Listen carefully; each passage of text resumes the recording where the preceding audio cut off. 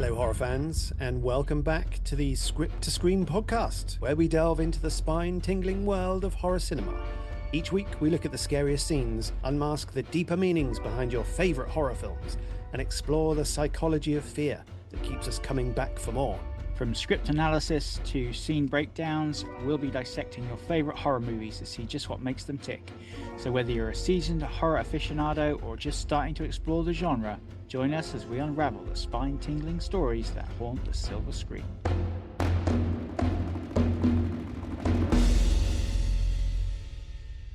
I'm Will. And I'm Lee. So it's great to be back, Lee, for a fresh episode here. How have you been? What have you been watching this last week or so?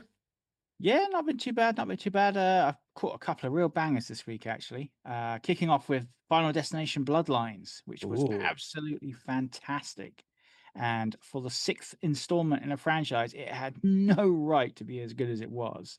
I mean, it had the best opening sequence since Final Destination 2, and some delightfully sort of Rube Goldberg-esque fatalities. It was just brilliant from start to finish. Oh, interesting. Well, maybe I'll check that out, Lee. It's high praise, so maybe I'll have a look at that. I mean, it's been my experience generally that, by the sixth installment of a franchise, we've seen a significant dip in quality from the original. Yeah, I hear you, man. I mean, usually we are deep into milking it like a cash cow territory, but not always. I mean, Friday the 13th, Part 6, for example, is quite possibly my favorite installment in the entire franchise. I think the key is to kind of refresh and invigorate your franchise rather than just keep flogging the dead horse over and over and over. Yeah. I mean, I definitely haven't made it six movies into any horror franchise, if I'm honestly. But Friday the 13th, Part 6, did that really invigorate the franchise? You haven't made it that deep into a horror franchise yet, my friend, Well, yet. And yes, yet. hell yeah, man. Jason Lives. You should check it out. It basically evolved Jason from a tough as nails deformed woodsman into a nigh unkillable undead beast, plus gave us the now iconic Tom Matthews as adult Tommy Jarvis. Hmm. Well, I'll add it to my list of things I have no intention of watching, to be honest, I think, Uh, Lee. Your loss, dude. Your loss. What else? Oh yeah, I also watched something a tad more recent in Dangerous Animals. Okay, so I've not actually heard of that one. It's basically about a serial killer who abducts people and then feeds them to sharks. No, actually, to be honestly, I did see a trailer for this. But yeah, for those who don't know, Lee is a shark exploitation nut. Yeah, it's true. I mean, the film is actually surprisingly low on sharks and high on Jai Courtney, which, if you'd asked me a year ago, I'd probably have said was a terrible thing. With Die Hard and Terminator franchises now collecting dust and little more than repressed memories in my head. I think maybe it's time I gave the guy another chance because he is absolutely brilliant in this film. Okay, interesting. Yeah, I never thought I'd see the day where you gave Jai Courtney a compliment, dude. Well, I mean, as a generic action guy, he's decidedly meh, although he was fantastic as Varro in Spartacus. But I mean, cast him as a quirky oddball, and he just fucking nails it. Captain Boomerang, this. He's brilliant. This is his niche. This is where he needs to be. This is where he sits. Yeah, this is his spot. I think hopefully he's kind of found his mojo now. I mean, how about you, bud? What have you been watching this week?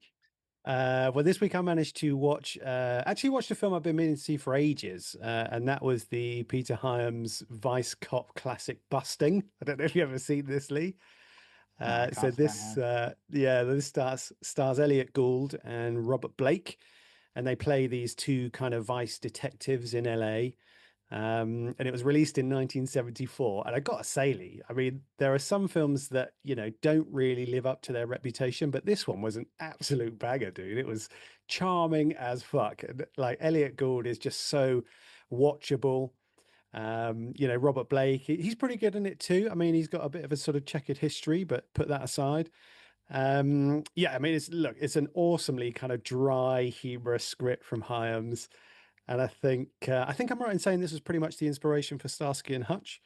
And that would follow like the year after. So yeah, amazing, dude. You should really watch Busting. It's totally awesome. I shall add it to my list of things that I have no intention of watching. Oh, Lee, how could you? Awesome. No, it sounds good. So what's strapped on the table for this week? Okay, well, this week, Lee, we are going to be looking at Cobweb. Oh, this is such a cool, quirky little film, and I really hopeful you'll get a kick out of it. Yeah, so directed by Samuel Bodin and universally released October 20th, 2023, Cobweb struggled to make a dent in the global box office, ending its run with just over $10 million despite being filmed on a $13 million budget. Ouchie. Yes, ouch indeed. It didn't help that the film received barely any advertising, and that its initial limited run saw it released in July of 20.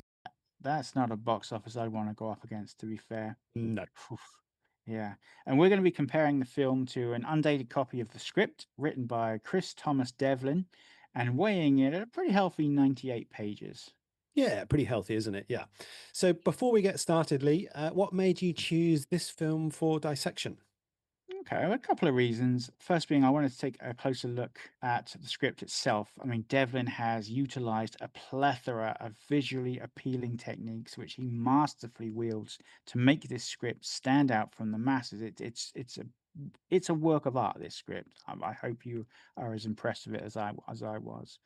Secondly, from our child protagonist to the wonderful sound design, and as I mentioned, the script itself, Cobweb presents itself as a dark fairy tale, both on paper and on screen. And we'll be looking at the various ways this is put into effect. Okay, so we'll be focusing on the presentation and writing style of the script and its fairy tale aspirations. So without further delay, let's crack on as we take a detailed look inside Cobweb. A timid, isolated boy hears a mysterious knocking from within his bedroom wall and uncovers a dark secret buried by his overbearing parents. As Halloween approaches, he must confront the terrifying truth lurking inside his home and decide whether to trust the voices in the walls or the ones raising him. So we open on black with the super 1 week before Halloween. Then it's a quite visually striking opening montage, shot in slow mo and accompanied by some delightfully downbeat and quite emotive piano music. We follow a small boy through a day at school. He is apart from his peers and he looks utterly miserably. Back to the regular tempo as the boy sits through a piano lesson with his mother and then plays alone in his room before brushing his teeth and heading to bed. The boy, Peter, is awoken by the sound of something moving behind the walls in his room. Peter is played wonderfully by a young Woody Norman, who I have to say really does a fantastic job throughout the film here, Lee.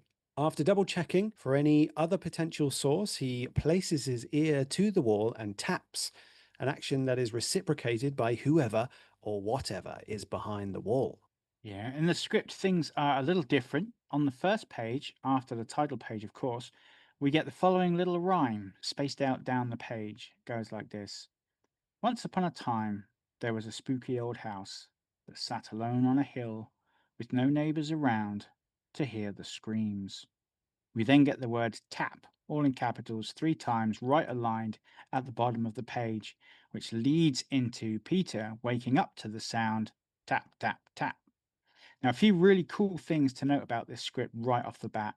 First of all, there are no full stops, with the exception of dialogue. Every action line is open ended. Secondly, Devlin is extremely strict with his action lines and descriptions. Not a single one exceeds 2 lines. And these two factors, coupled with the little plays on formatting he uses, make the script a very fast and very easy read. Yeah. Okay. So, you know me, Lee, love a short action line and really enjoy it when writers play with formatting. So, why no periods, do you think?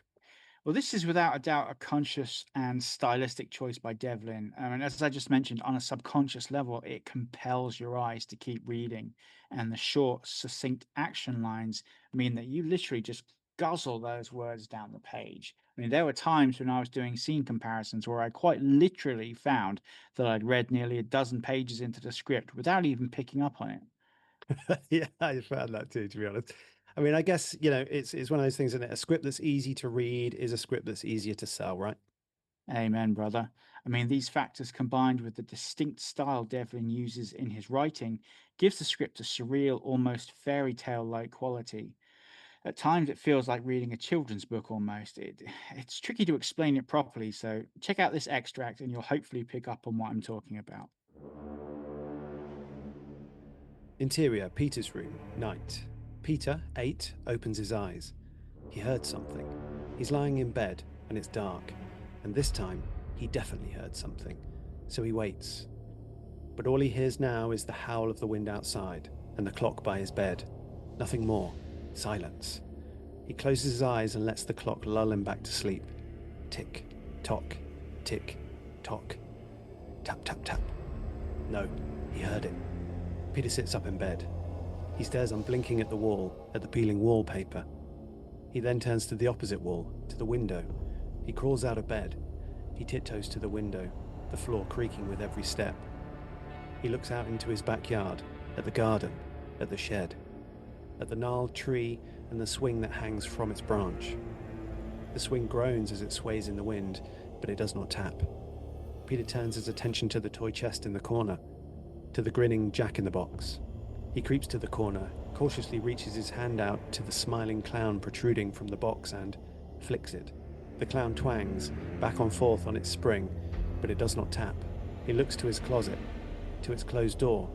He inches closer, opens it and jumps. A red ball falls out and rolls across the floor, but it does not tap. Peter can't deny it any longer. He turns back to the wall, to the peeling wallpaper. He sucks in his breath, tiptoes to the wall. When he has summoned enough bravery, he places his ear against the wallpaper and with his finger taps and waits. Nothing. He exhales. Tap, tap, tap. Peter gasps. He stumbles backwards and falls. Yeah, so it's a really distinctive style, isn't it, Lee? Yeah, I mean, we mentioned in the pre-brief how we were going to look at how this script uses its child protagonist to full effect, and I think it goes right down to the bones, to the DNA of this script. This style would not work if Peter was, say, in his mid to late teens. Yeah, I'd agree with that. Yeah, definitely. So, back in the film, and young Peter is well and truly spooked by the sounds and heads for his parents' room, where he rouses them reluctantly from their slumber.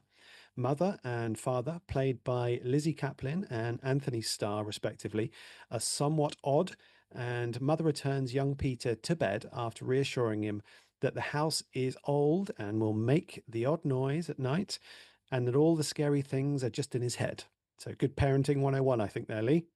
In the script, his parents are much more dismissive of his claims and order him back to bed when he hears the tapping once again. Interesting. So, not to sound too much like a stuck record, Lee, but why change this, do you think? Well, as we'll soon learn, Peter's parents are a pair of demented oddballs who spend most of the film gaslighting the poor boy into doubting what's going on around him. This revelation is teased out somewhat subtly for the first act or two of the film, and I'm guessing ignoring their frightened child, please may have tipped the audience off about their disturbing nature a little sooner than desired. What about you? What do you think? Yeah, I mean, I think in general terms, the film does seek to place a lot of the kind of antagonistic heavy lifting onto the parents, in the first two acts of the film. Hmm. And a lot of the film's power is based around the atmosphere that it creates. And I think with that in mind, I think seeding the parents slightly sort of sinisterness over time, sort of drip feeding that out is probably more effective than putting it all out right at the start of the film. Yeah. Anyway, the next morning, Peter boards the school bus only to be tripped up and taunted by his schoolyard bully, Brian. In the script, before this, there's a scene with Peter being discovered sleeping in the bathtub by his mother before heading out for school, and it's here when she gives him the speech about the house being old and creaky. Oh, also, fuck Brian. He's a very punchable little shit sack, isn't he? Credit to young Luke Busey here, who plays Brian so fantastically well. Nobody plays an asshole quite like a Busey. It's so true, isn't it, Lee? So, in class, a new substitute teacher, Miss Devine, is introduced to the class, and Peter is tormented by Brian with a promised beatdown coming up at recess. In the script, Mr. Vine is not new, rather an established teacher who is familiar with Peter and already looking out for him, as we can see in this unfilmed scene. Check it out. Interior, classroom, morning.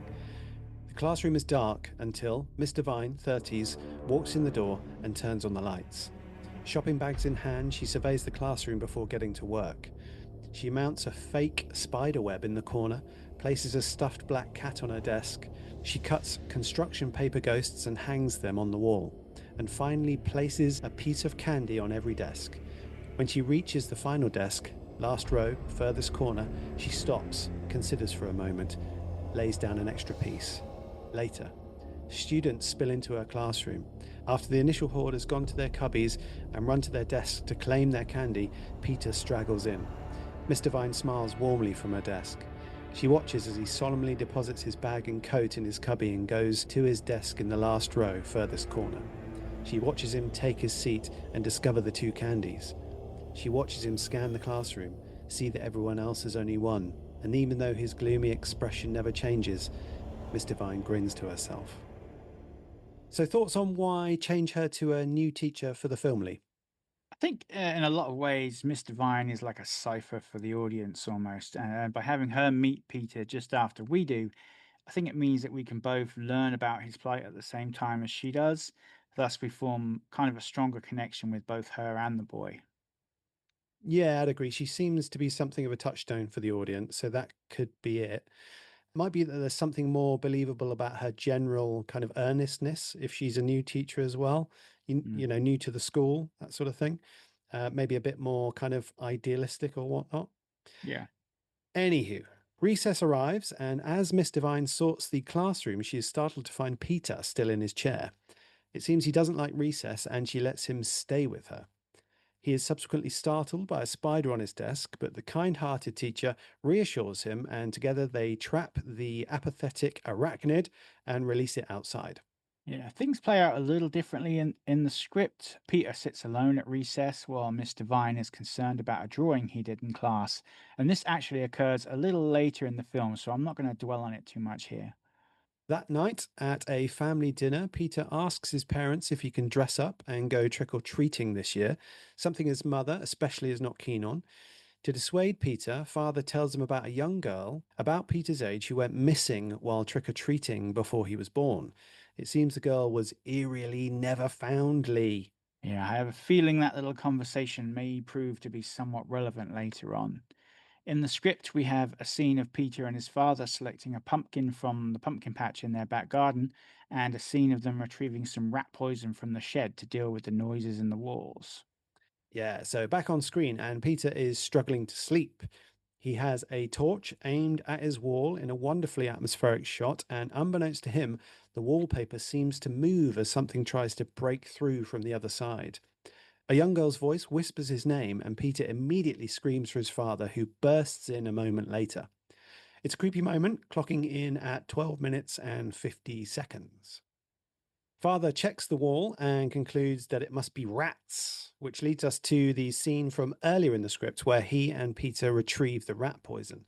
Father tells Peter that they have to kill the rats and that sometimes to protect your family, you have to make tough decisions. Now, I sense that's someone's motivations being vocalized here, Lee. Yeah, I think so.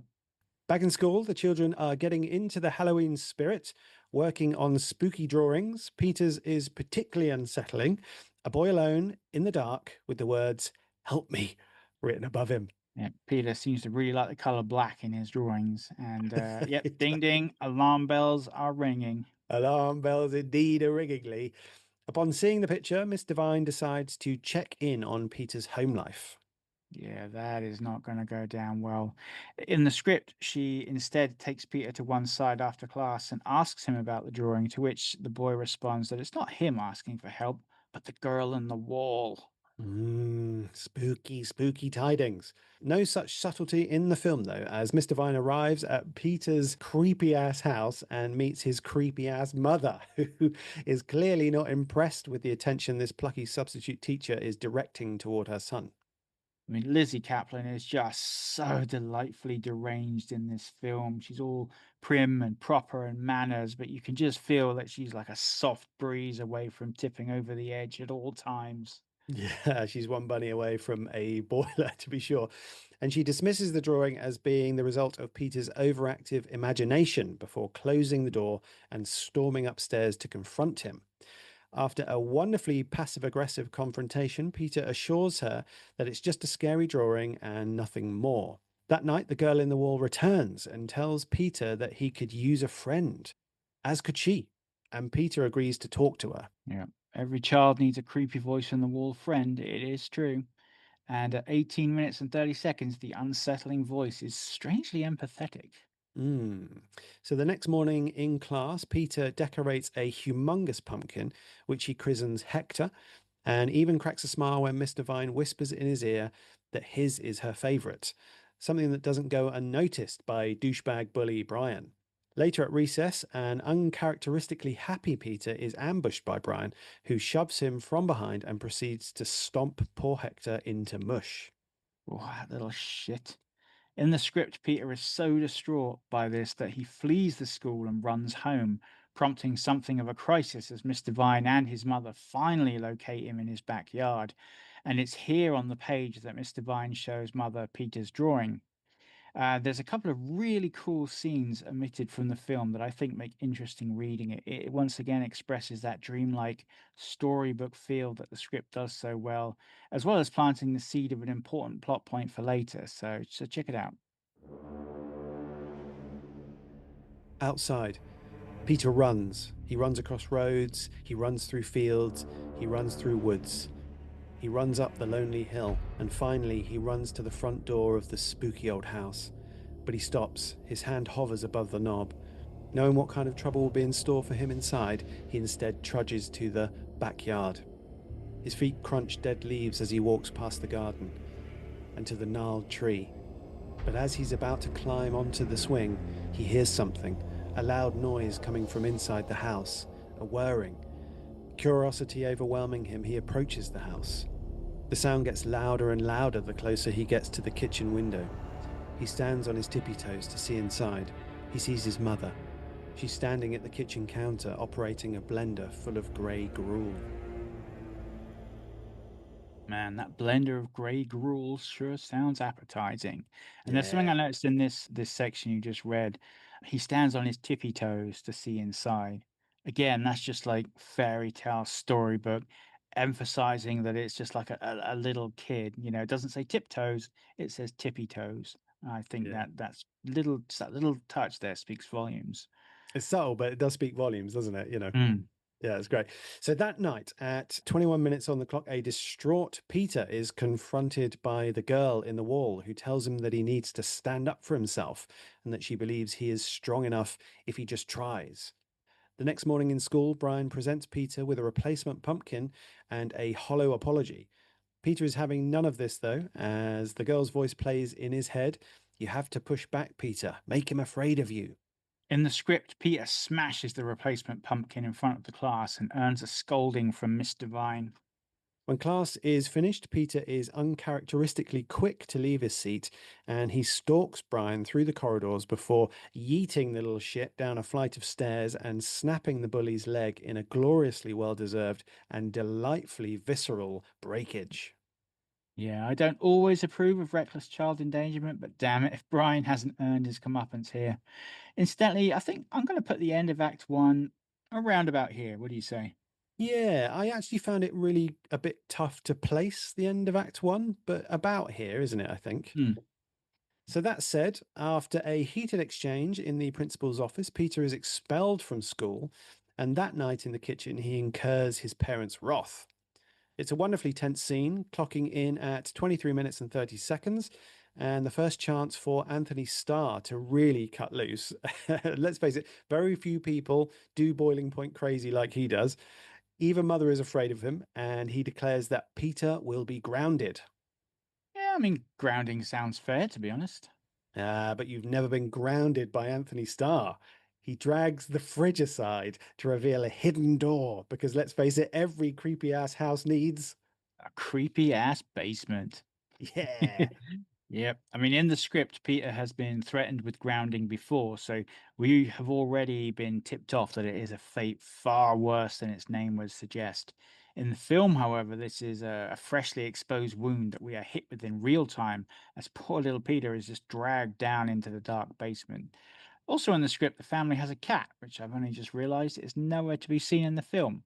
Probably good for the cat, to be honest. Yeah, Rufus. Cat dead, details later. Classic. So poor Peter is shut down in the damp, dark basement, and though he begs the girl in the wall to talk to him, he is met with nothing but silence. Lee. Yeah, in the script, the unfortunate lad has it even worse as he's dropped into a pit in the basement. Why would anyone need a pit in their hidden basement, I hear you ask? Well, I have a feeling we'll find out soon. And again, we get a really nice example of the script's storybook style here. Check it out. In total darkness, he's all alone, completely, utterly alone. He jumps as high as he can. He scratches at the walls. He screams and bellows and wails, but it does him no good. He's trapped. His crying subsides. He sits on the cold, wet ground.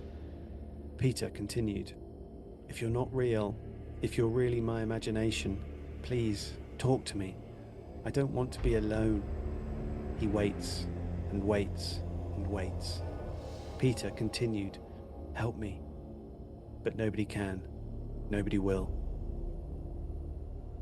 So back on screen, and we get a nice little intercut scene with Mr. Vine being admonished by the principal for visiting Peter's house and getting personally involved, while a still grounded Peter discovers a chained grate in the basement floor leading to the aforementioned pit.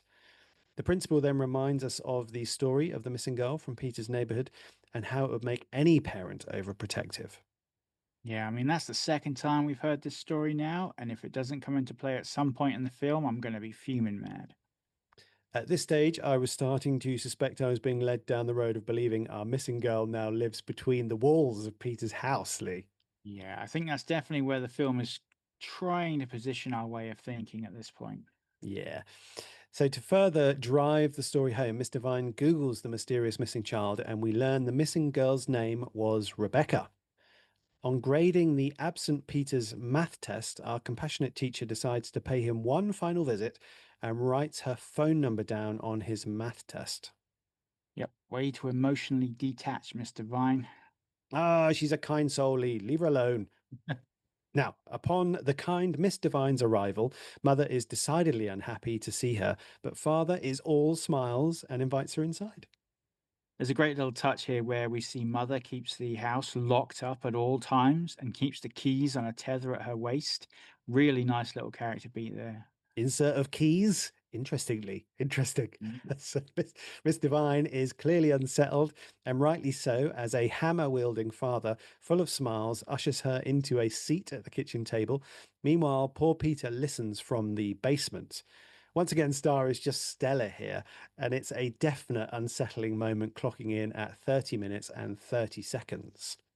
The terrified teacher points out that Father is bleeding, to which he replies he must have caught himself on a loose nail. She asks if she can see Peter, to which Father asserts that she may not. He's grounded. Things go from bad to worse as Mr. Vine's well meaning visit sends Mother off on a deranged rant, and Father asks our troubled teacher to leave.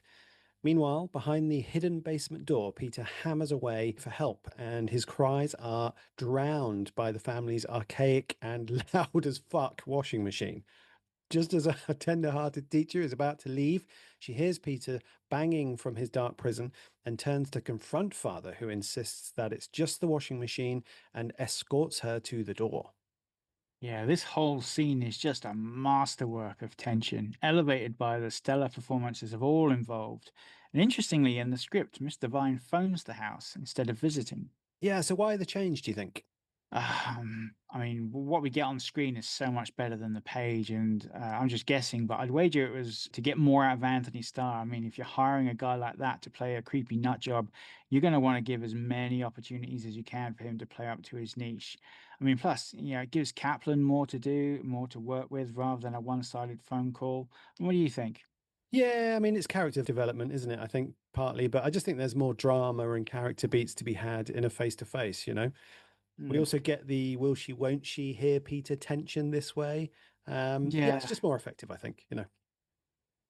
So at this point, a clearly shaken Miss Devine tries to gather her composure in her car, but things continue to go downhill as she realizes she's left her keys in the house. Never fear, though, Father appears at her window with the missing keys. Ah, see, that was nice of him. Yeah, in an appear out of nowhere, looming like a psycho carrying a hammer kind of way. It was kind of nice, wasn't it? But it could be more to make sure she's finally gone, I feel, Lee. And sensibly, she wastes little time in getting the hell out of Dodge.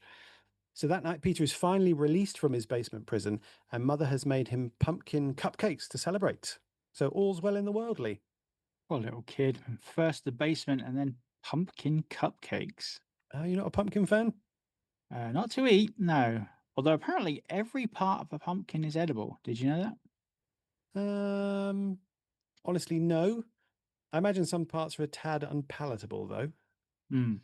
Yeah, I think that's a safe bet. Also, in the script here, we have a scene that didn't make it to the film where Mother actually confronts the tapping in Peter's room. Have a listen. Interior, upstairs hallway. Mother slowly ascends the stairs, cup in one hand, knife in the other. Tap, tap, tap. She cautiously walks down the hallway, the floorboards creaking with every step. She gets closer and closer to the incessant tapping, until she stands facing the wall. She pounds her fist against the wood. Mother, shut up! Then nothing. Silence. Yeah, this is interesting because there's a definite disconnect between the parents and the girl in the wall on screen. Hmm. So back in the film, and Mother gives Peter a bath while Father watches on, and the boy promises to stop acting out and to behave. They pretty much gaslight the poor lad into believing he is at fault for everything that has happened so far.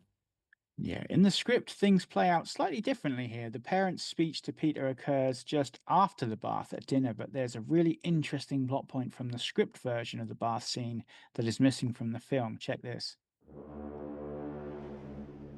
She places her hand on his shoulder and pushes him forward. She runs the cloth across his back, over the scars, the 4 jagged lacerations that cross his spine. She traces her finger along the raised flesh. Mother, to keep you safe. So there are no scars on Peter in the film, Lee. Not that I could see, no. Yeah, it's interesting, isn't it? There's also a scene at the dinner table where the whole family hears the thumping from upstairs, and Peter willfully ignores it to keep his parents happy. Yeah, okay, so let's talk about the scars first. So do you abuse from the parents, do you think? Possibly, but 4 lacerations make me think of claw marks, which would suggest a much younger Peter may have already encountered the girl in the wall, only he was too young to remember. Yeah, so that would go somewhere in explaining why his parents are so, psychotically fixated on keeping him safe. Yeah, and it would totally give away the fact that the girl is not the innocent victim she is claiming to be, so I can see why they removed it. Yeah, it makes sense, doesn't it? So, as for the family ignoring the sounds, it goes back to that point we made just now about keeping the parents detached from the girl in the wall. Yeah. So that night, Peter is all smiles as his parents tuck him in and bid him good night. But no sooner have they departed, he is up and at the wall. The girl cautions him to be careful around his parents, as they are not what they seem, and Peter tells the girl that he wants to see her.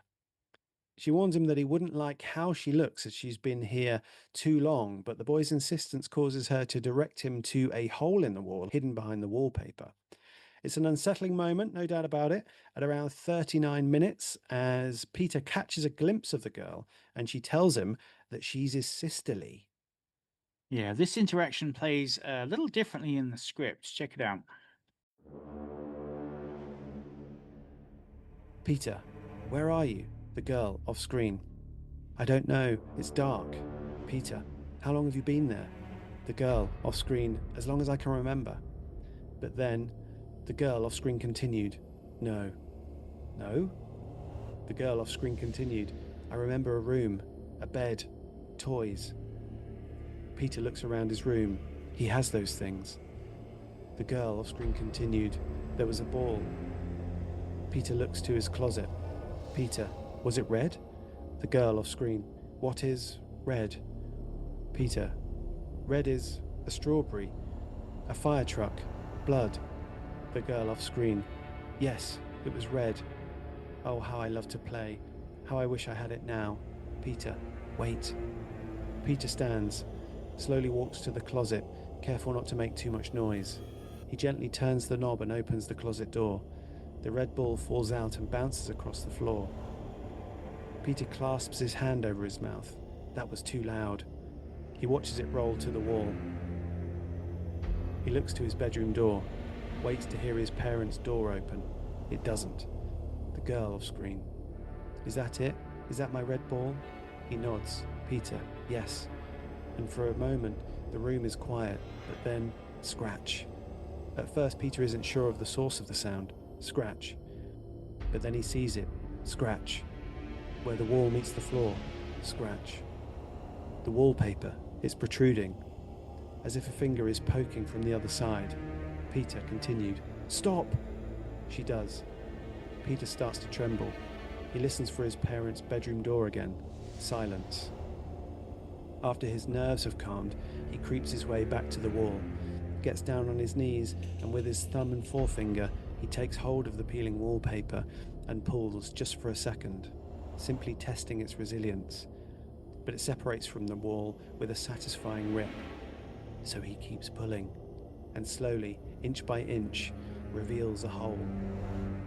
As soon as he realizes what he's done, he lets go, scurries backwards, allows the wallpaper to fall back into place. When he catches his breath, Peter continued, You're my sister, aren't you? There's a silence. The girl off screen. Yes. He gulps. Peter, why are you in there? The girl off screen. Mummy and Daddy, they said I was bad.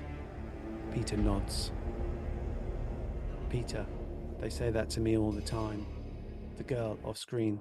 Peter? Peter? Peter. Yes? The girl off screen. May I play with it? It takes him a moment to understand what she means. When he does, he picks up the ball, looks to the wall, and decides, yes. So he crawls back to the wall, peels back the paper, curls it so that it stays put, and looks into the deep, dark, absolute darkness of the hole. It isn't big, but the small red ball will fit, so he readies himself and rolls it inside, and it disappears into the darkness. Then he waits and waits and waits until the ball rolls back. So again, I mean, this extract just shows what we've been saying about how almost kind of fairy tale like, the fairy tale quality that this script has. So on screen, the girl in the wall tells Peter that she had to wait until he was big enough to move the clock that hides the door so he can free her from the darkness behind the wall. This justifiably freaks the poor boy out, but the girl insists that he should be scared. Mum and Dad are evil, and it'll be his turn to be locked away soon. Man, this poor kid, it's no wonder he is a little messed up. Yeah, so things are not improving for the lad as he wakes in the middle of the night to something moving in the house. He locates father stood in the corner of his room making an eerie clicking sound. A moment later, mother, her face a demonic mask, comes sprinting down the hallway into his room, only to, false alarm, Lee, it was just a nightmare, but one hell of a scare, clocking in at the 41-minute mark. It seems that sister's words have taken root in the poor boy's mind. Yeah, this whole nightmare scene is missing from the script. Yeah, so the following night, the girl in the wall once again warns Peter that their parents are planning to kill her and then put him into the wall. Peter replies that his parents wouldn't kill anyone. Ooh, yeah, I'm not sold on that one, Peter. Indeed, yes. And the girl tells him he has to see what's buried in the garden. It's worth pointing out that from this point, the script diverges from the film for a little while. In the film, Peter takes a shovel to the back garden in the center of the pumpkin patch where he discovers a small human skull. He's almost caught by Mother, but some quick thinking leads him to disguise his excavation with the desire to carve a jack-o'-lantern for Halloween. In the script, Peter has his first day of homeschooling and notices, despite being erased, that the schoolbooks Mother provides have seemingly been used before. Back on screen, Peter and the girl talk about the body in the garden. She tells Peter that the body is that of a young girl who came by trick or treating a long time ago and saw her face when she asked for help, causing their parents to murder the girl and bury her in the backyard. That certainly escalates things, doesn't it? At least now we know what happened to the missing trick-or-treater girl. Yes. So Peter promises to help his sister escape and says he knows someone who could help as he studies Miss Devine's phone number on the math quiz she brought him. In the script, Peter names the girl Sarah, and after her begging for food, he tries to steal her something to eat. However, and if this doesn't set your alarm bells ringing, I don't know what will, the voice behind the wall craves only meat. That's super sister. So on screen, Peter sneaks into his parents' room and calls Miss Devine. He asks her for help, but his plea is cut off as Mother lurks behind him. Miss Devine calls back, but Mother assures her everything is fine before dragging Peter back to his room. And it's here that she notices the torn wallpaper covering the hole in the wall. So Mother loses it big time at this point and demands, "What did she tell you?" She then tells the sobbing boy that whatever happens now will be his fault and just wait until his father gets home. There's a really nice shot of Peter spying on his parents as they're silhouetted either side of him. The next morning, father takes Peter into the garden and tells him that the pumpkin patch has been infected and that they need to dig up and bury the pumpkins to stop it from spreading. It sounds like father is talking about more than just pumpkins here, though, Lee, and we see that the body in the garden has been dug up. Yeah, this scene is missing from the script. Yeah, so a van pulls up outside the house now in the film, full of unsavory looking youths. Young asshole Brian emerges from the back and confirms that this is indeed the house. I'd forgotten all about asshole Brian. Yeah, me too. And it seems like the lads have nefarious intentions in mind. No doubt we'll find out soon. That night at dinner, things are tense, to say the least. Mother is holding on by a thread and vents her rage on some hapless trick or treaters. Oh man, I did laugh at this scene. It's so funny. Like she goes to the door and you just hear trick or treat, and then she's like, "Go away!"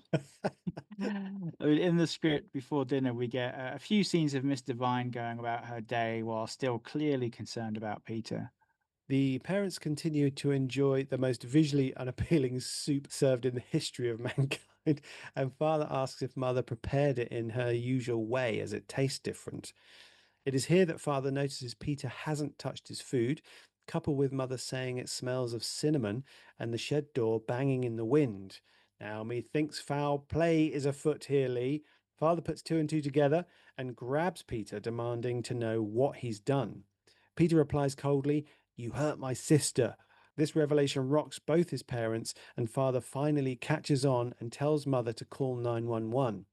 She tries, but it seems Peter has cut the phone line. Oh, get ready because things are about to escalate big time. So father reels, clutching his stomach before vomiting a torrent of black, bloody bile.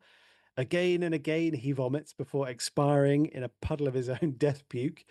Seeing his fate, mother grabs a kitchen knife and chases Peter upstairs.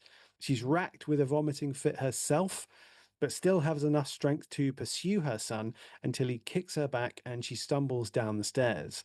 And this gruesome puke fest kicks off at 59 minutes.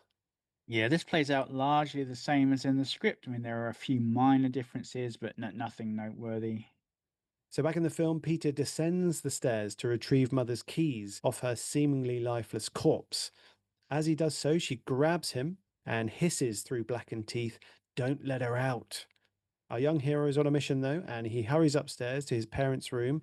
And after a brief struggle, he tips over the imposing grandfather clock that barricades the secret door to his sister's prison.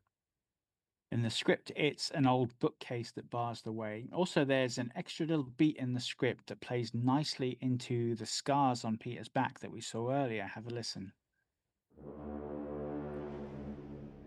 He shuffles across the floor to the wall, picks up the keys. Then he notices something. He takes hold of the peeling wallpaper and pulls, separating it from the wall. He steps back, pulling it more and more, revealing the wood underneath. Finally, the strip rips off and falls to the floor. Peter takes in the sight of the exposed wall. It's covered in crisscrossing scratches, just like the ones on his back. Yeah, so that would have been a cool visual, but without the scars on his back, there would have been little point in including it in the actual film itself. So, under his sister's encouragement, Peter unlocks the tiny door and it slowly creaks open. Act 3? Yeah, I'd agree with that, Lee. Yeah. Nice. Now, before we get too deep into the repercussions of Peter's actions, the script plays things a little differently. Whether tipped off by the scratches on the walls or simply overwhelmed by his recent double homicide, young Peter chooses not to free his sister and instead flees to hide under the bedsheets. His choice is seemingly validated by the monstrous screams of rage that cry out from behind the door. He then spends all day watching TV and eating cereal, despite the corpses of his parents attracting the attention of flies. And while he watches TV, the girl in the wall lures the family cat into the hole in Peter's room. She then butchers the cat and uses one of its bones to pick the lock of her jail. On screen, though, our murderous miner is confronted directly with the consequences of his actions as a glimpse of inhuman eyes and a deep, malevolent laughter sends the boy running for the safety of his room. Yes, he is definitely feeling the ramifications of opening the bloody chamber, so to speak. Bloody chamber? It's a classic horror trope. You're not familiar? No, Lee, no, fill me in on that one. Okie dokie. So the trope of the Bloody Chamber stems from the French folktale Bluebeard, written by Charles Perrault in 1697. It tells of a young woman who is wooed by enigmatic nobleman Bluebeard, named for his, yeah, you guessed it, Bluebeard. Anyway, Bluebeard heads off on business and leaves the young lady with the keys to his castle, but specifically instructs her not to open one particular door, which must remain locked at all times. Naturally, as soon as he is off castle grounds, our inquisitive heroine goes straight for the mysterious door and opens it to find the bloody remains of the nobleman's previous wives. Bluebeard returns to off his snooping bride, but she's ultimately saved by her brothers. But the key elements of the trope are a locked room, a hidden truth, and a door that must not be opened. Yeah, well, we can definitely tick off those tropes from the checklist, I think. As poor Peter cowers in his room, something decidedly inhuman crawls from the door in the wall. It's a horrifying moment and one we've been building to for the whole film at this point. This pivotal scare clocks in at around 1 hour, 3 minutes, and 30 seconds. Okay, before we dive into the final act and she is revealed in all her glory, I really want to shout out to the people that brought the girl in the wall to life. And first up, you've got the angelic tones of Olivia Sussman, who lured us into believing the girl could actually be just an innocent prisoner in need of rescue, and she does a fantastic job. Second up, bringing the girl to life physically, is veteran stunt performer Alexandra Dragova. And last, but by no means least, is legendary voice actress Deborah Wilson, who provides the coarse, gravelly tones of the girl's true voice. And if you aren't familiar with the name, you'd most likely recognize the face, and you've definitely heard the voice. I mean, if you've played a video game made in the last decade or so, I could almost guarantee you've heard her performance somewhere. I mean, she makes Keith David look lazy in comparison. And I love Yeah. Keith David. So credit to all involved as the girl is genuinely terrifying and things are not looking good for our young hero. The girl taunts Peter through the door, strongly hinting that she killed the girl in the garden and not their parents, just as the doorbell rings. More trick-or-treaters, Lee. Only these are no innocent candy hunters. It's asshole Brian and his teenage cronies come to wreak revengeful havoc. Oh, boys, have we got a surprise for you? Yeah, wrong door, lads. Ah. The masked bat wielding thugs are somewhat taken aback as the front door creaks open to permit them entry. Clearly lacking in common sense, but overstuffed with bravado, the thugs make their way into the house, calling for Peter, who cowers under his bed. Yeah, this whole plot line of the bullies coming for revenge is missing from the script. Instead, the girl locks Peter in his room until Miss Devine arrives. So, why the inclusion of the bullies, do you think, Lee? Well, I mean, I'm not sure, but if I could draw on personal experience for a minute, I remember getting feedback on one of my scripts. The monster didn't seem all that threatening or dangerous. So I remember to combat this, I added a separate plot line where a group of people are gloriously butchered by my monster to ensure people understood just how dangerous it really was. Yeah, so you think this is something similar going on here? I mean, I don't know. I wouldn't be surprised. I mean, in the script, the girl only has one kill besides, the trick or treater girl in the past off screen.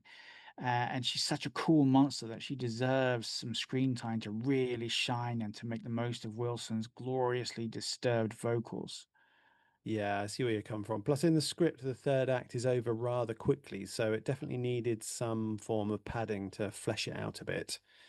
Quick question with that in mind, though. Do you think the inclusion of Brian in the script was really just intended to shine light on Peter's loneliness or generate empathy for him? Because, it's an element that isn't really resolved in the script itself.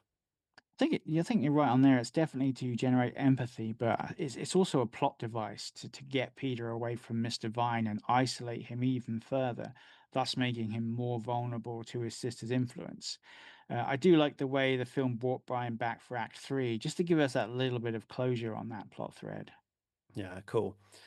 Okay, so back on screen, the masked hoodlums set to smashing up the house in their search for Peter, and one can't help but wonder what they do to the poor boy should they find him. It's one long tension builder kicking off at 1 hour and 6 minutes.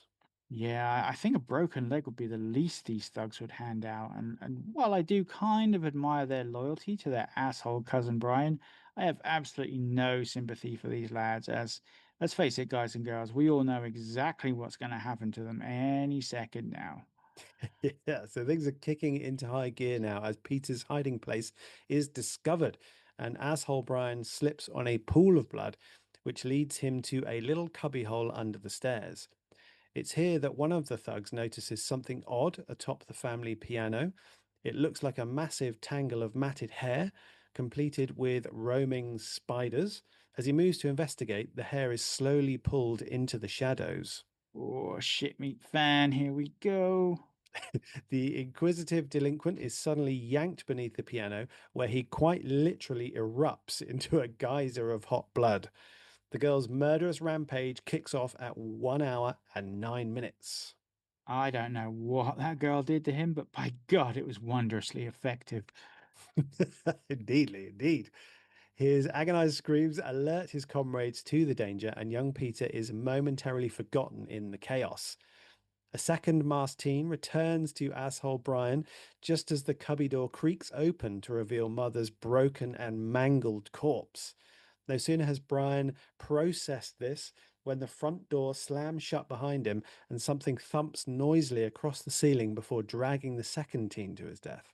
The poor lad begs asshole Brian for help as he clings desperately to the door frame, but the young bully's aid is not forthcoming. Yeah, you have more chance of finding true love in a YouTube comment section than getting a brave and selfless act from that little shit. At the end of the day, he's just a child, so who knows? He could go on to be a Nobel Prize winner. Yeah, then I wish him a long and productive life.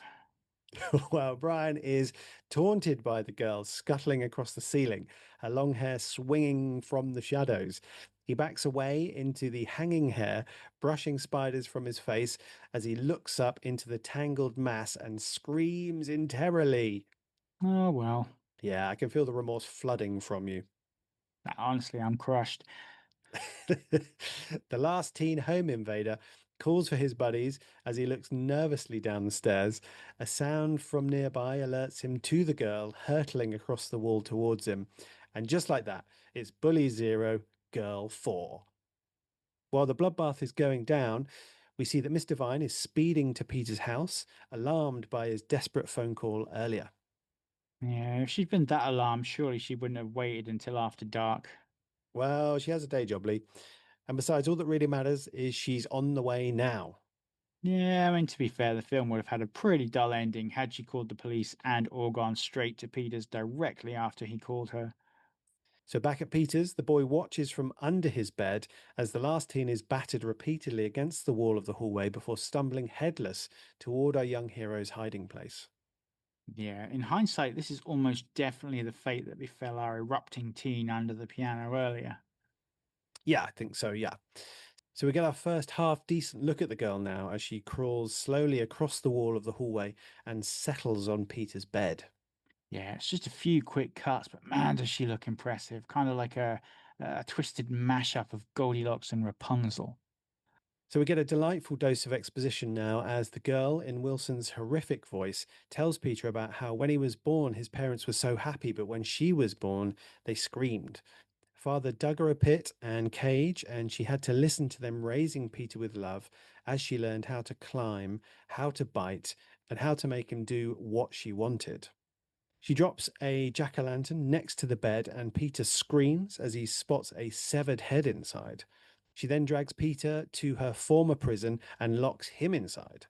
All is not lost, though, as Miss Devine arrives outside. Yeah, seemingly she parked some way down the street so she could walk slowly up to the menacing house. I mean, she may not have the best timing, but she definitely knows how to step into a beautifully set up shot. What is it you always tell me, Lee? Don't let logic get in the way of a good story. Very true, very true. And it's a really wicked shot, to be fair. So there's no answer to the doorbell, so our brave teacher heads inside and quickly discovers one of the many pools of blood inside the house. She grabs her phone to call the police, but is distracted by something, a tangle of matted hair slowly being dragged across the floor. Oh no! As she investigates, the girl crawls from the shadows behind her and slashes four deep wounds in her leg, causing her to drop her phone. And at 1 hour, 15 minutes, things are accelerating quickly towards the climax. Miss Devine crawls past a bisected corpse and grabs a fire poker as a weapon, as behind her, the girl crawls ring like around the corner. Yeah, there is a definite Sadako-ness to the girl, isn't there? Yeah. So when Miss Devine turns, though, she is alone. She makes for the front door only to find it locked, and for the first time, she becomes aware of Peter's muffled screams begging her to run. There's a couple of really cool character beats here. I mean, first of all, the fact that Peter isn't calling for help, he's trying to save his former teacher, telling her to run. And the second, despite the horror she has just witnessed, Miss Devine is not about to abandon Peter. And Devlin once again plays with formatting in a really cool way here with the following line in the script. The footsteps get closer and closer and closer. Now, it doesn't sound like much, but basically the font size gets gradually larger towards the end of the sentence until the final word, closer, is twice the size of our opening word, the. And it's just a little touch, but it's just another example of what makes this script so visually appealing. Back on screen, Miss Devine heads upstairs while the girl, beautifully cast in shadow, ascends the wall beneath her. Our heroic teacher follows Peter's cries to his room, where she locates him behind the hole in the wall. The telltale thump of the girl's approach causes Miss Devine to barricade herself in the boy's room to catch a brief respite. Things aren't looking so good for Peter, though, as unable to break into his room, the girl scurries through the house and into the small door in their parents' room. Miss Devine attempts to break down the wall as Peter is stalked from the other side. Okay, so I have one major issue with this film, and it's at this point. I mean, Miss Divine smashes through that wall in about 30 seconds, and we're led to believe that the girl, who is quite literally capable of tearing a young adult male in half, couldn't have just torn through that wall in moments at any point. Yeah, it's mildly problematic, isn't it?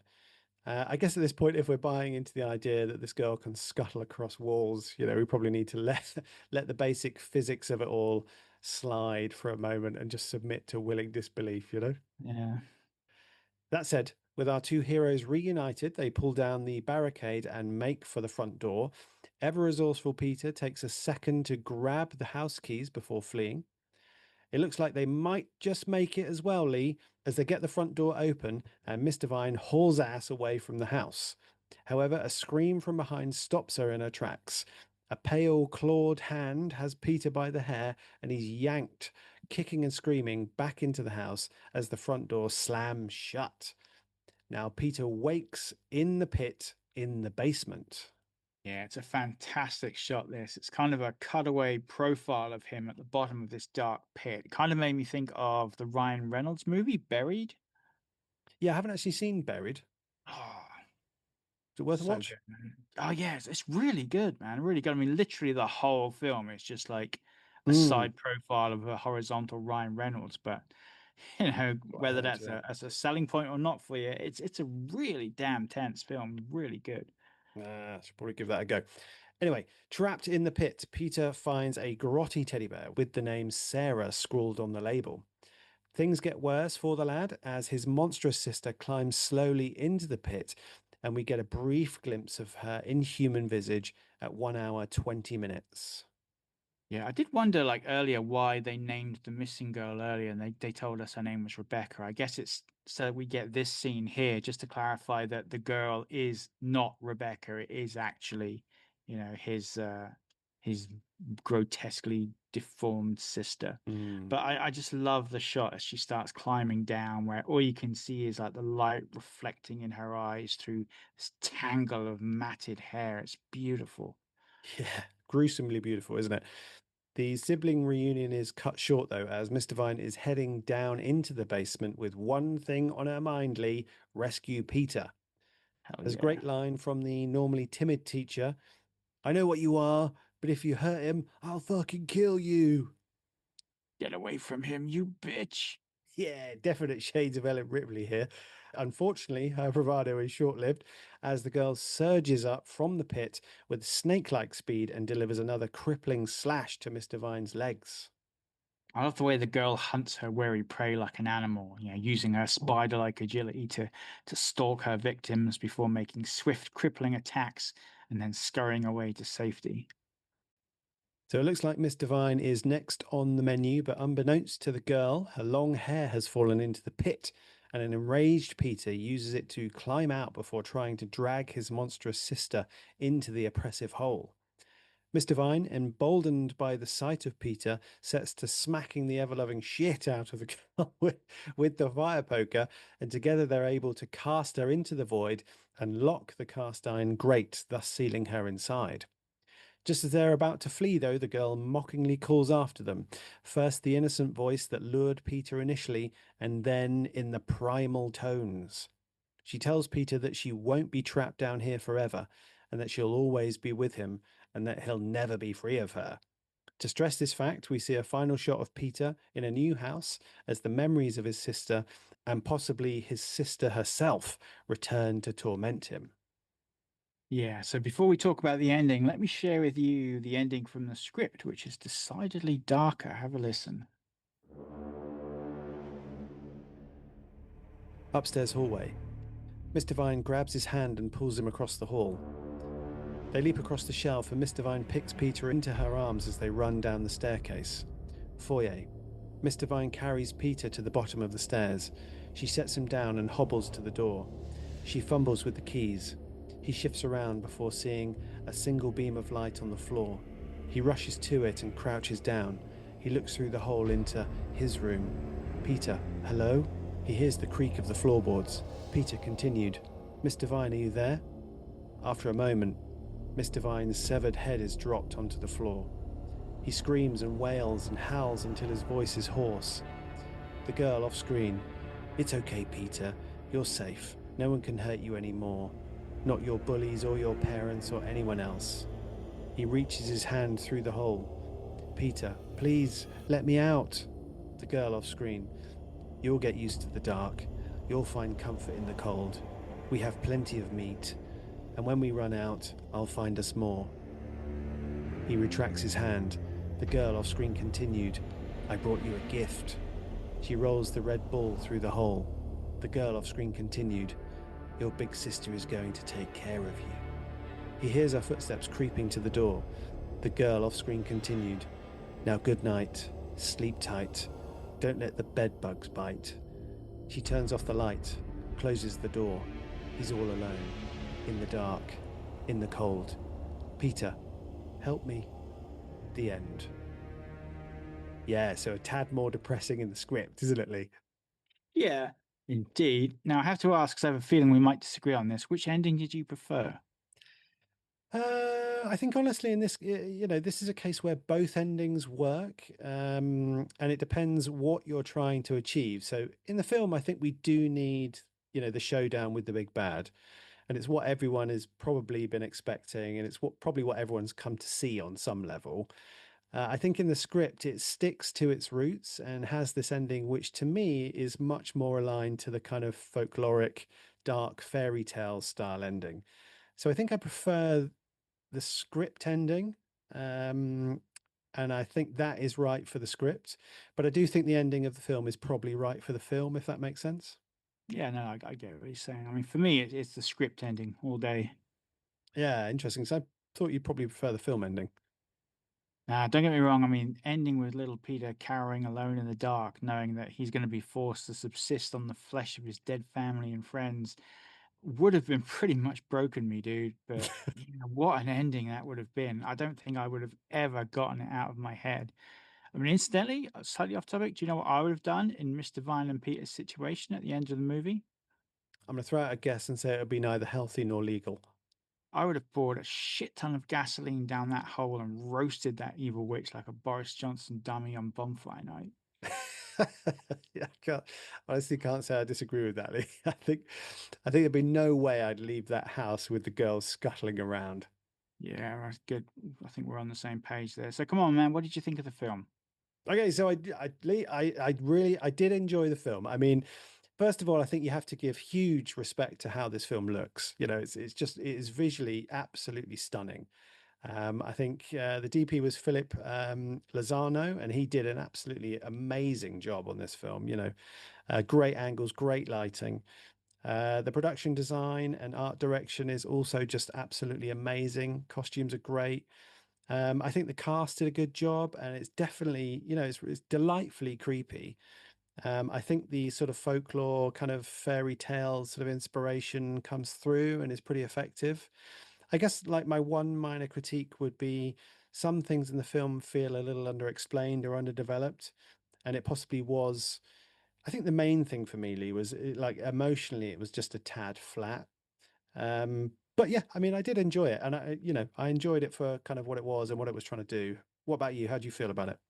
Yeah, I mean, obviously, I really enjoyed the film. I think it's a fast and punchy, and it doesn't overstay its welcome. Sometimes I wish it could have taken a little more time with certain things, but it's better to get in late and duck out early, as they say. And I think all the main actors do such a wonderful job, especially Norman and exceptionally Lizzie Caplan. I think her pressure cooker performance really elevates the film, and she literally steals every scene that she's in. Yeah, and she really does exude that kind of fairy tale sort of style quality. It's Mm, a bit yes. melodramatic. It's a little bit much at times, but it's really effective, I think. Okay, so we're at that time, Lee. Let's break this baby down.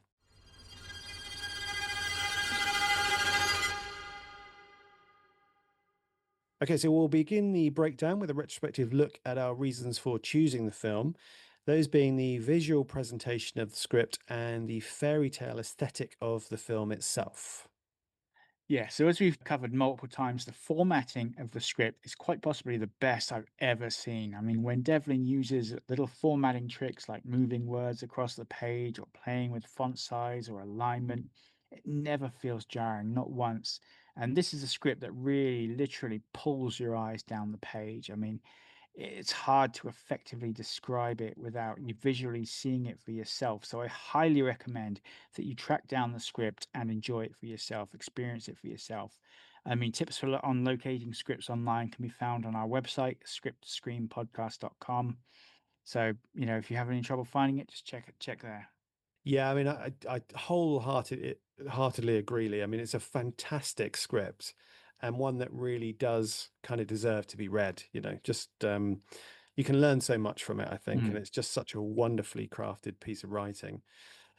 Okay, so what about the fairy tale influences? Well, we spoke earlier about Bluebeard and the Bloody Chamber. I mean, there are also obvious elements of Rapunzel in here, what with the girl's long, sort of spidery hair. Even Peter's ultimate means of escape in the film, heralds back to that particular tale. Then you've got like the isolated, gothic inspired house, which brings to mind a secluded cabin in the woods. And the way Mother keeps everything locked up echoes like an imprisoning castle. Peter's gaslightingly abusive parents hearken to tales like Cinderella, Snow White. And ultimately, Peter being led to murder his abusive parents is tonally on par with like the original unfettered grim fairy tales. Yeah, that's really good. I mean, you can definitely feel the childlike, dreamy atmosphere in this film. And I think another aspect that deserves a mention is the soundtrack. Composed by Drum and Lace, aka Sophia Degli Alessandri Holtquist, I mean, it's absolutely fantastic and essential, I feel, in completing that fairy tale feel that you're talking about. Yeah, I mean that's a really great point. I'm so often guilty of overlooking the score on films as I get so caught up in the writing and the visuals. But yes, hats off to Drum and Lace for such an eerily beautiful soundtrack. Okay, so let's look at our characters. Are there any introductions that stood out to you as particularly effective or memorable? But interestingly, Devlin doesn't dwell too much on character intros, preferring to keep the pace of the script light and tight, just using the traditional name and age format. If I had to choose one, though, and though it's a little different from what's filmed, I think Mr. Vine's intro scene in the script is quite telling of her character. We've done this before, but I'll read it out for you again just so you've got it on memory. Interior classroom morning. The classroom is dark until Mr. Vine, 30s, walks in the door and turns on the lights. Shopping bags in hand, she surveys the classroom before getting to work. She mounts a fake spiderweb in the corner, places a stuffed black cat on her desk. She cuts construction paper ghosts and hangs them on the wall. And finally, places a piece of candy on every desk.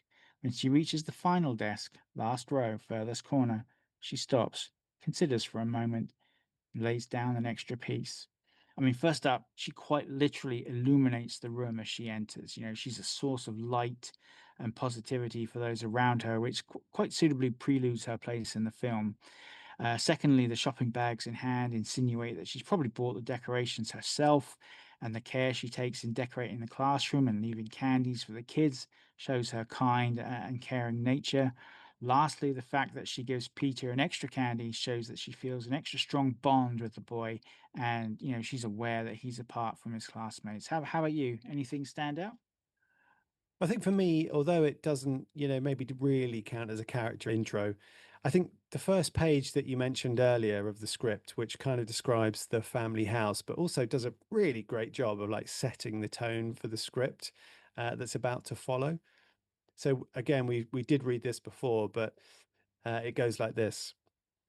Once upon a time, there was a spooky old house that sat alone on a hill with no neighbors around to hear the screams. Tap, tap, tap. So as you mentioned earlier, Lee, this is actually, the standalone. This is a standalone page after the title page, and there are 5 lines on the page, and the tap tap tap is descending, aligned right in the bottom right hand corner of the page. So this stood out for me as it's doing a lot of things I enjoy, and that it's playing with the format. And I really like these kind of initial pages before the screenplay starts a proper, because they sort of seek to set the tone for the script that you're about to read. And it's kind of keeping the actual reader of the screenplay in mind as well. Hmm, So I thought this was really, really cool. Really yeah. enjoyed that. So before we break down the scareology, did you have a scariest moment of this, Lee? Yeah, yeah. I mean, it's a close one between the dinner table scene with mother and father, and Mr. Vine. But ultimately, it's when Peter first opens the forbidden door, and we realize that whatever is lurking in the darkness is not the innocent victim we've been led to believe. I mean, what about you? What was yours? Yeah, we were actually in agreement, Lisa. It was that moment as well. Like there's this kind of sinister laughter there too. It's so spooky that moment. I thought it was really great. Mm. All right, then let's talk about the scarology. So first of all, yes or no, does the film more or less conform to the 10-minute rule? Yes. Brilliant. Okay, so break it down for us. Okay, so it's worth pointing out that the film does a damn good job of maintaining a state of constant tension throughout. You're always waiting for something bad to happen, and you rarely have to wait long. Our first real fright clocks in at about 12 minutes 50 seconds, with the girl's voice being heard for the first time through the wall. Then at 18 minutes and 30, Peter starts to engage with it and is seduced by his words into attacking Brian at 21 minutes. Then a few minutes later at 23:30, we have Father grounding Peter, and then the super tense dinner scene with Mr. Vine. at 30 minutes and 30 seconds. Then at 39 minutes, Peter discovers the hole in his wall, and a couple of minutes later, at 41 minutes, we have Peter's chilling nightmare about his parents. And then it's a bit of a wait for the next big scare, which is being Peter killing his parents at 59 minutes and 30. And then 3 minutes later, he releases his sister from her prison. Then it's the arrival of Peter's bullies to seek revenge at 1 hour and 6 minutes, and their subsequent massacre kicking off at 1 hour and 9 minutes. Mr. Vine's arrival and attack at 1 hour and 15 kicks off our final sequence, ending with Peter's uncertain future at 1 hour, 22 minutes, and 30 seconds. Cool, man. So, yeah, let's break down those acts for you. So, Act One consists of three distinct scares, kicking off at a little after 10 minutes into the film and culminating with Peter attacking Brian. Act Two builds the tension further with six scares, fairly evenly paced, although the duration between scares 4 and 5 is longer.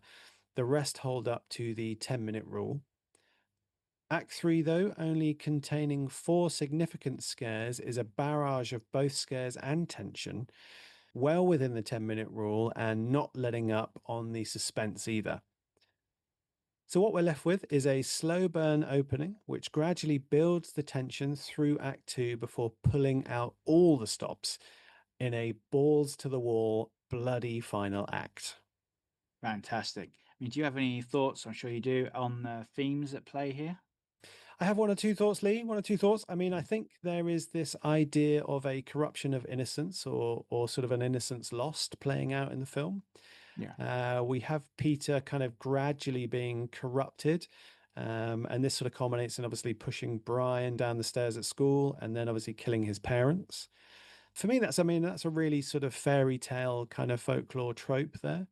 But I think the film is also, actually pretty explicit about its theme. So right at the end, when the girl has been locked in the pit and she calls out to Peter and starts talking, she says, you're just like me and it's in our blood. And then she talks about every creek and whatnot, saying she'll stay with Peter forever in his mind, and then says, we're family, Peter. So that's it. I think it's about family and it's about how your family can hold you. And I guess how trauma, maybe childhood trauma associated with family, can follow you throughout your life. Mm. So it might be a bit on the nose in retrospect, that little sort of speech at the end. But yeah, I think that's probably essentially what I got from it. What do you think? For me, I think despite the fairy tale motifs, this is, as you said, this is a story about family trauma and how the sins and beliefs of the elders are passed down and corrupt the youth. I mean, Peter begins as an innocent boy. He's isolated from the world by his abusive parents. But by the end of the script, he's been corrupted into committing vile acts by another family member he thought he could trust, who was, in turn, lashing out against her own mistreatment. I mean, like you said, Peter screams at the end of the film, "I'm not like you." But who knows how deep the trauma runs inside him? The fact that he supposedly cannot escape his sister simply alludes to the generational damage done to him by his older family members, I think. Yeah, I think you're right. Yeah.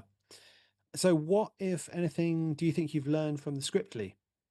Less is more. Definitely less is more. As screenwriters, especially when you're learning the craft, one thing you'll hear mentioned a lot is white space, meaning quite literally the amount of white space on any page of a script.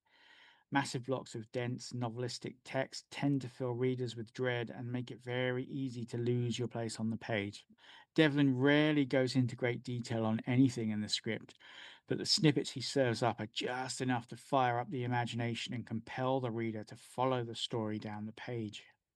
Yeah, it's interesting, is it? Because the style of this script is something I tried to do with a lot less success during our course. And, that what was in my head was kind of these kind of clipped sentences, double line kind of spacing on the page, very minimal descriptions. And the idea was to try and invite kind of interpretation and sort of Yeah. collaboration. But I mean, I actually found reading this script really, really inspiring, because I think playing with format in the way that Devlin does really does make the process of reading the script engaging. So Devlin is using things like font size and, as you mentioned, sort of spacing and layout, and even scene headers and punctuation or lack thereof to engage the reader and keep your eye running down the page. And it really, really works well. And I also think, this is probably most important of all these things are not just random. They're in service of bringing the fairy tale tonality Devlin is trying to evoke to life. And again, I think it really works wonderfully, wonderfully well. Well, I think we're almost done here, Lee. Before we wrap up and talk about our next episode, what would you rate the script and the film as here? I mean, I thought the script was fantastic. I'm going to give the script an 8, and I think I give the film a 7. I mean, there are a lot of things I prefer about the film to the script, but the way the script was written and presented just drew me in a way I haven't really encountered in a written script before. I mean, it really is an effortless read. Yeah, I totally agree. I mean, I thought this script was amazing. And I put it at the same. I put the script at 8, but I'm sorry, Lee, I put the film at a 6.5 because Oh, fractions because return. I think ultimately it came down to just for some reason it looks stunning. The performances were great. It evokes this fairy tale thing really, really well. And it's effective, like it's tense and it's spooky and it's scary and stuff. But I just found it to be, emotionally a touch unengaging, a touch flat. Okay. So that was that give us? That gives us a very impressive 16 out of 20 for the script and 13.5 out of 20 for the film. How Yep. could how could poor young Peter's plight not emotionally engage you? And you call me like a cold-hearted sadist, dude. How could you not be moved by that poor child? Uh, I don't know. I'm not sure. Maybe it is just me being cold-heartedly, but something Dude, just we're, left we're, me we're a touch swapping flat. places. Okay. I'm gonna end up watching Les Miserables or something this week Oh, now, well, that and is you're a gonna that end is up a very emotional film. and you're gonna watch like I don't know, chainsaw hookers in the Valley of Death or something like that. I've already seen that one. Yeah. All right, dude. So, what's on the agenda for next time? Okay, so next time on the podcast, we'll be taking a deep dive into our most requested script to date, the original, the classic, the timeless masterpiece that is Alien. Yeah, dude. Aliens in my top five movies of all time, any genre. Okay. Yeah. That, Big, that big that leads fan. me into a question that I will ask you next time. Okay, fair enough. Okay, so if you enjoyed the podcast, please do hit like and please subscribe. And if you're feeling particularly generous, do leave us a review or a rating. That would be fabulous. Do feel free to check out our socials as well. We're across some of the social media platforms out there. We'd love to hear from you there. Feel free to drop us a line at our website. That is www.scripttoscreampodcast.com. We always love hearing from you, hearing your suggestions of things for us to cover. Any thoughts about the podcast itself, we always love to hear from you. But until next time, do take care. Don't answer the voices in your walls and keep on writing those scares, folks.